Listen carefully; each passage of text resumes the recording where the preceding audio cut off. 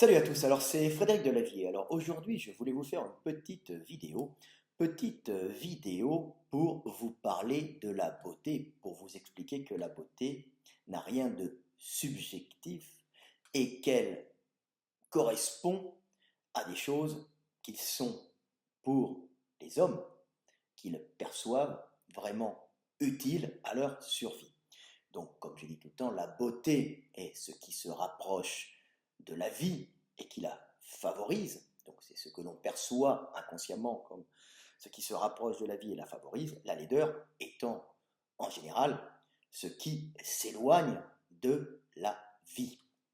Donc, la vieillesse, la maladie, la décrépitude. Ce qui ne veut pas dire qu'un homme laid ou une femme laide ne soit pas belle par la bonté qu'il rayonne, bonté qui favorise la vie et chez les autres dans son groupe. Donc je vais vous faire ce petit texte qui va prendre comme exemple les blondes aux yeux bleus, qui sont dans nos sociétés occidentales, qui ont été dans nos sociétés occidentales, nos sociétés européennes du Nord,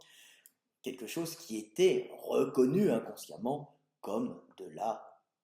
beauté. Donc, je vais vous lire ce petit texte qui rentrera, alors il y aura sûrement quelques petites rectifications,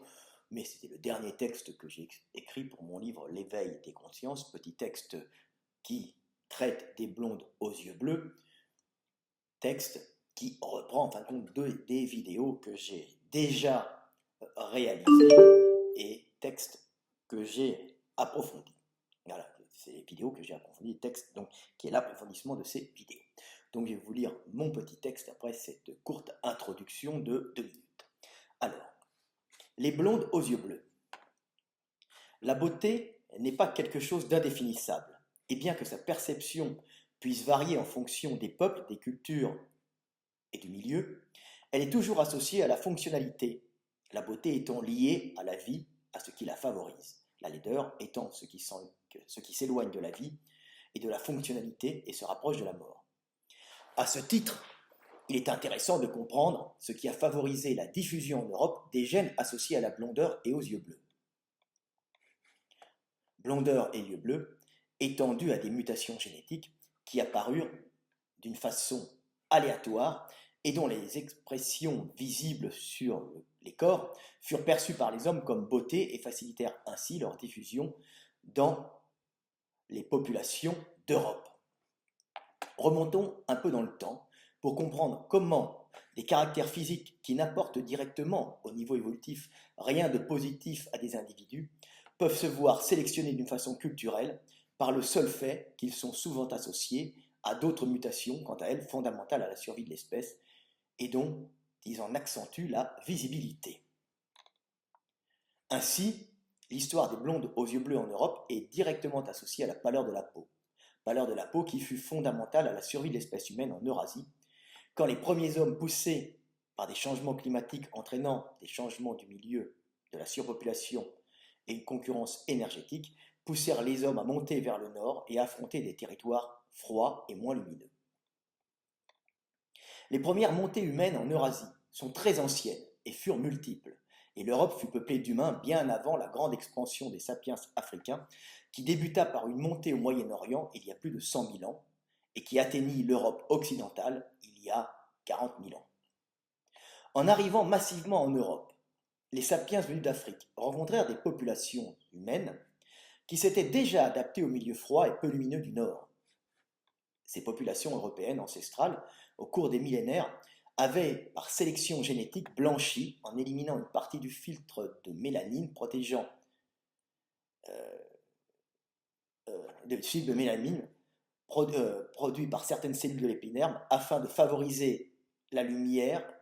par la lumière, la synthèse de la vitamine D au niveau de la peau et ainsi conserver une bonne croissance osseuse et le maintien d'un système immunitaire efficace en milieu peu lumineux. C'est ainsi que les sapiens venus d'Afrique à la peau brune, pour se protéger des rayonnements solaires nocifs, furent confrontés aux Néandertaliens à la peau claire, descendants des premiers Européens, et leurs unions, bien que peu fréquentes, permirent de faire rentrer dans l'importante population sapiens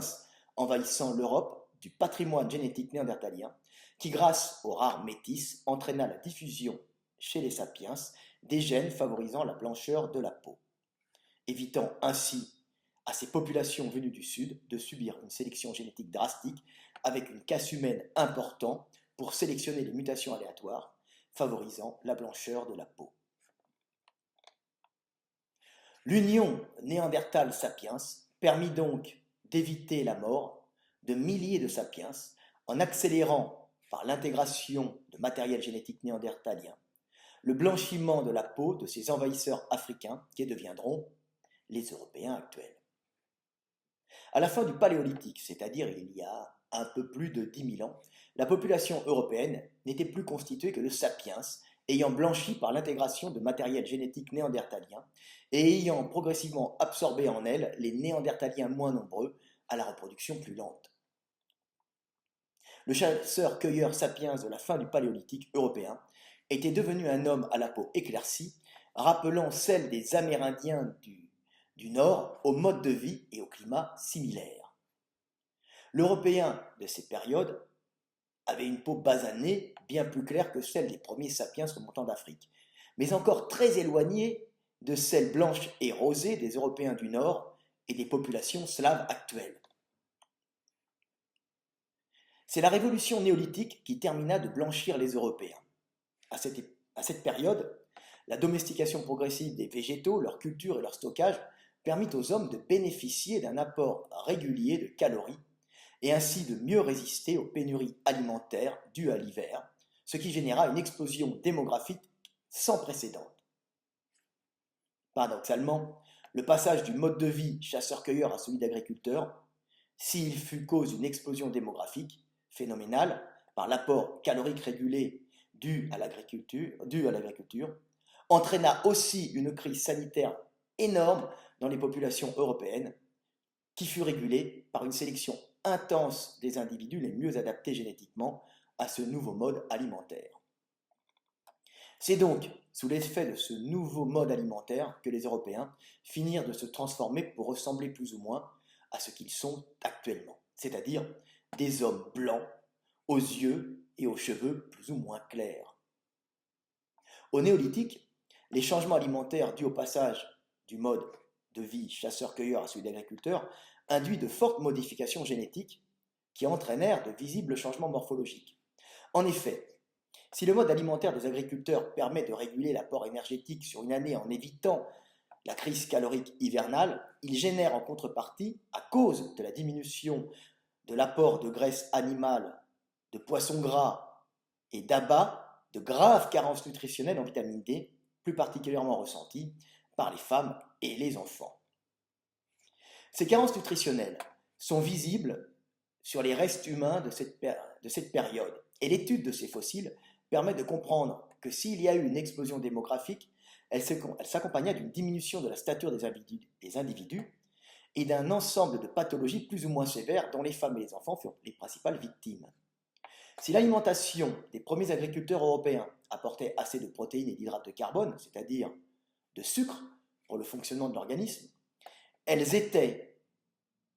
à cause de la diminution de la consommation d'abats, de viande grasse et de poissons, complètement déséquilibrées au niveau de l'apport des graisses et sévèrement carencées en vitamine D, ce qui généra de graves problèmes dans la fixation du calcium, entraînant une diminution générale de la stature, du rachitisme chez les enfants en pleine croissance et une mortalité infantile importante, et des cas fréquents d'ostéomalacie, qui est un rachitisme de l'adulte qui toucha essentiellement les femmes enceintes et allaitantes. Le problème de santé chez les agriculteurs européens liés à ce changement de régime alimentaire furent d'autant plus importants que ces populations habitaient dans des régions à faible luminosité, comme le nord de l'Europe aux hivers longs et sombres, ou près des zones côtières atlantiques et baltiques, aux fortes précipitations et à la couverture nuageuse limitant l'ensoleillement. Ces populations d'agriculteurs européens subirent donc une sélection génétique intense des individus ayant la peau la plus claire, leur permettant de synthétiser la vitamine D par faible luminosité et ainsi de compenser la nourriture pauvre en vitamine D de leur régime alimentaire d'agriculteurs. Il n'est donc pas étonnant de rencontrer en Europe des populations à la peau, les populations à la peau la plus claire, au nord et sur les côtes atlantiques et baltiques, ainsi que sur les îles britanniques, c'est-à-dire dans les zones les moins lumineuses. Quant au mode de diffusion des mutations liées à la blancheur dans les populations européennes d'agriculteurs et leur expansion, il est en corrélation directe avec la culture des hommes du néolithique et leur perception de la beauté. Perception de la beauté et culture toujours plus ou moins liées à la génétique. Cette période dite du néolithique, qui correspond à la capacité d'organiser la croissance et la multiplication des végétaux et des animaux afin de les stocker pour qu'ils fournissent un apport alimentaire constant au cours de l'année, entraîna donc, par la diminution de la consommation des graisses animales et des abats au profit d'une nourriture plus végétale, de graves carences nutritionnelles qui touchèrent principalement les femmes et les enfants européens.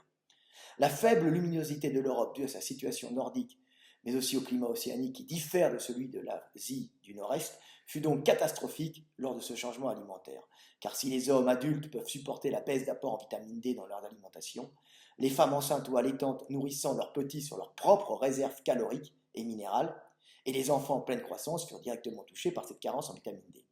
Cette baisse d'apport de graisse animale, donc de vitamine D, entraîna dans les populations européennes une mauvaise fixation du calcium et de graves problèmes immunitaires qui furent principalement fatales aux mamans et aux enfants, entraînant une sélection des mères et des enfants les plus résistants, c'est-à-dire les mères et les enfants ayant des mutations leur permettant de compenser cette baisse de vitamine D dans l'alimentation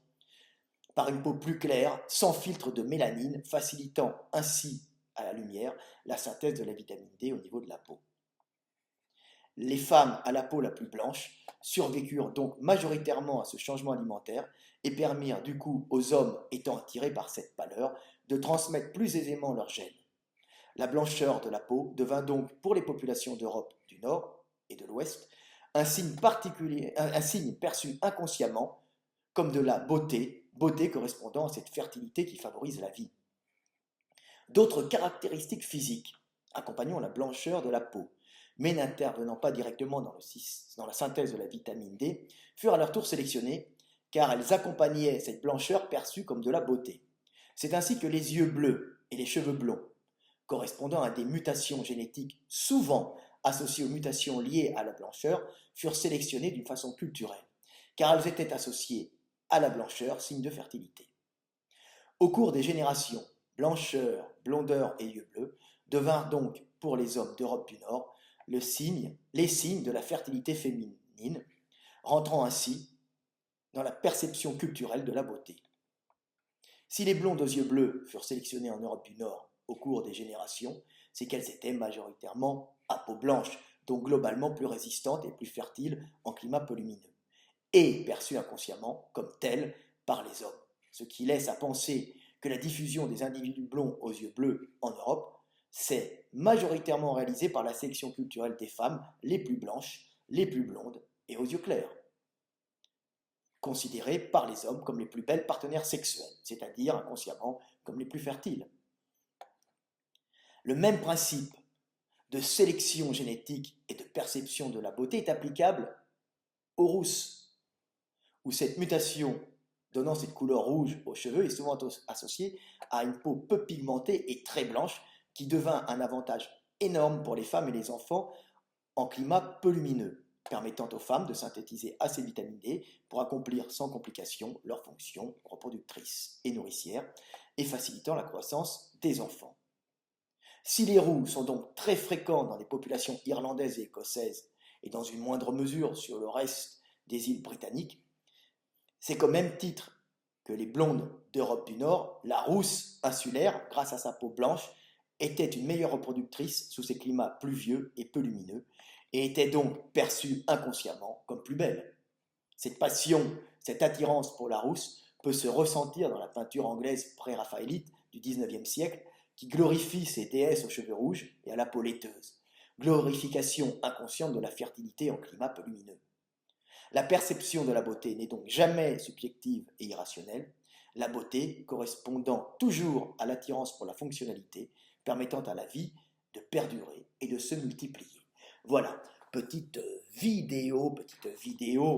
sur les blondes, qui est en vérité un prétexte pour vous faire comprendre que la beauté est lié à la fonctionnalité, à la vie et à ce qui lui permet de s'étendre et de progresser. Voilà, petite vidéo de Fred Delavier pour vous lire un texte qui sera un peu recorrigé, hein, bien sûr, un peu allégé, dans l'éveil des consciences, hein, mon livre qui sortira cet été. C'était le dernier texte que j'ai écrit pour ce livre qui fait plus de 700 pages, hein, je crois, magnifiquement illustré, hein, pour que vous compreniez le sens de la vie, la façon dont le monde s'organise, qui nous sommes, où nous allons, et tout ça pour pouvoir maîtriser notre vie, se libérer, en fin de compte, de nos pulsions animales pour maîtriser en toute conscience notre existence et devenir des hommes et des femmes libres. Voilà, petite vidéo de 15 minutes pour vous enrichir intellectuellement en espérant qu'elles vous permettront de réaliser et de réussir votre existence. À bientôt.